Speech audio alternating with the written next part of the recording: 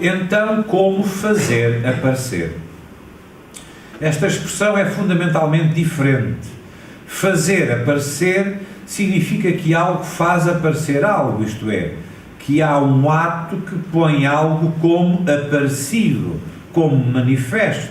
Por exemplo, o ato de eu agora, aqui, neste ato, falar, põe manifesto auditivamente o que está escrito nestas folhas.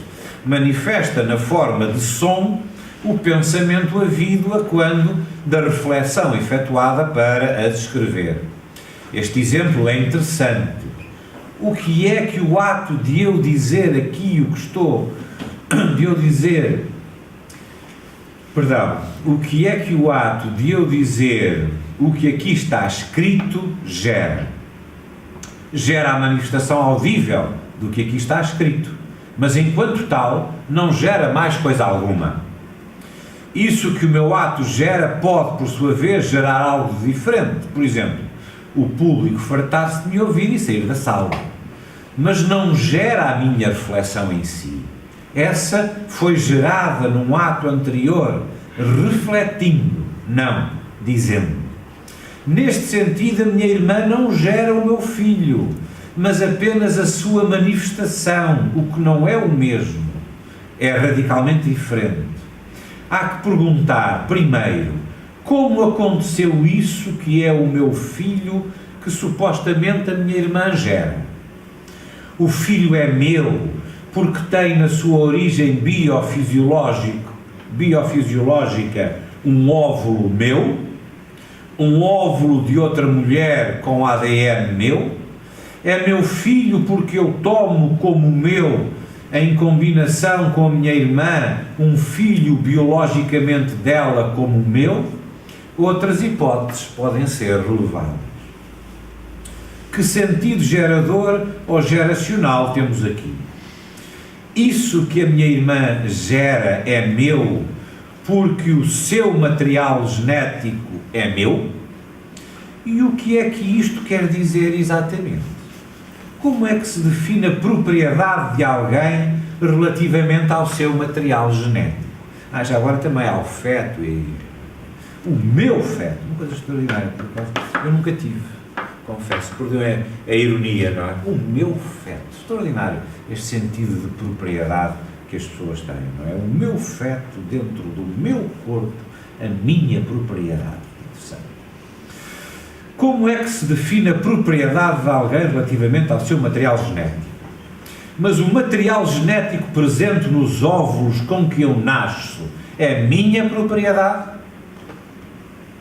Os 300, 400 óvulos com que cada fêmea humana nasce são sua propriedade? Um tema muito interessante. O que quer isto dizer? Note-se que este material, precisamente, tem em potência a realidade de um outro ser humano. Pode dizer-se que é só meia potência.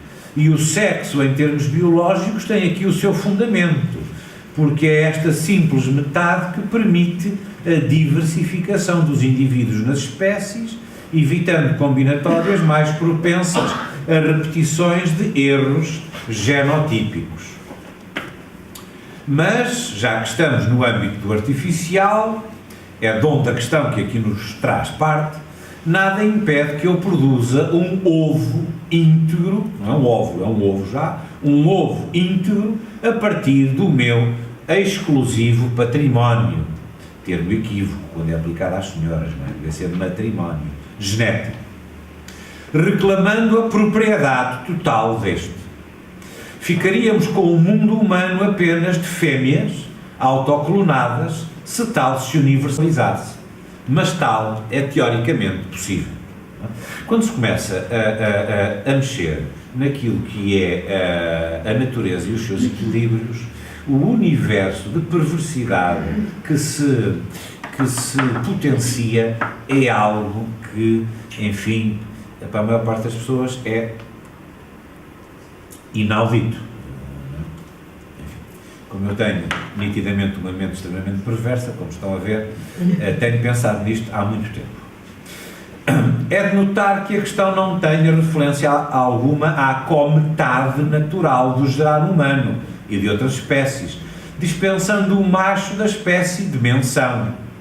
Isso que seria o pai do filho, do meu filho, não surge na questão na forma de poderá a minha irmã ser mãe do nosso filho. O que se diz é meu filho e tal não é inocente. Parece que gerar é algo simplesmente do âmbito do feminino. Se assim for, então não será o masculino em grande parte dispensável? E já agora respondo, sem margem para dúvidas, é, de facto, é.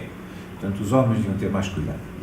Note-se que o macho da espécie não tem útero próprio em que possa implantar o produto da junção de duas cadeias de ADN retiradas de dois espermatozoides seus, reunidos numa única célula reprodutora masculina. Já para não dizer que tal célula não está preparada para prosseguir com a geração. Esta não começa com um ovo, mas supõe um ovo. E não se consegue fazer um ovo a partir do material genético dos dois espermatozoides e das cápsulazinhas que envolvem aquilo. Não se consegue fazer. Então, qual a relação da minha irmã com isto tudo? Se o óvulo não for proveniente dela, a sua relação é algo de meramente instrumental e o seu uso para tal efeito reduz a sua participação ontológica a algo de meramente técnico, como se de um objeto se tratasse. Repare-se que, aparentemente, todas estas questões complexas desapareceriam se fosse possível substituir a minha irmã por uma máquina. E quando for? Bem, a pergunta passa a ser: será que uma máquina pode gerar o meu filho por mim? O fundamental da questão mantém-se. Que é isso de gerar? E que relação haverá entre este ente gerado e esta, entre aspas, mãe? Já que com a máquina se espera que não haja grande relação e, a haver, entra-se no campo do patogénico por alienação no que diz respeito à ontologia própria da realidade. Será que eu, nascido de uma tal ação, vou chamar mãe à máquina que me gerou? Mas isto é gerar? Repare-se ainda que vir ao mundo através de um útero mecânico ou através de um útero humano, se a este último for atribuído simplesmente o papel técnico de incubadora de ovos humanos, é o mesmo. Pois, se o filho incubado pela minha irmã não é dela, mas meu, então trato tal irmã como trataria uma máquina na relação com o processo de incubação. Nesta fase da reflexão, já não há coragem para usar nestas circunstâncias o termo gerar. Uma máquina culturalmente considerada, mitificada, diríamos, é uma máquina, seja feita de metal, de plástico ou de carne. Na realidade, sem mitos, a carne não é redutível a uma máquina e não há ou pode haver substituto para a carne que eu sou, o que não é confundível com a minha carne, a expressão em que não sei se me refiro à dimensão encarnada do ser que sou ou de uma peça de rosbife que tenho no frigorífico. Reparem que a própria maneira que nós temos de falar continuamente é uma maneira que é profundamente mentirosa, não é? A minha carne pode ser a tal peça de rosbife que eu tenho no frigorífico. Portanto, não há um eu anterior à minha carne.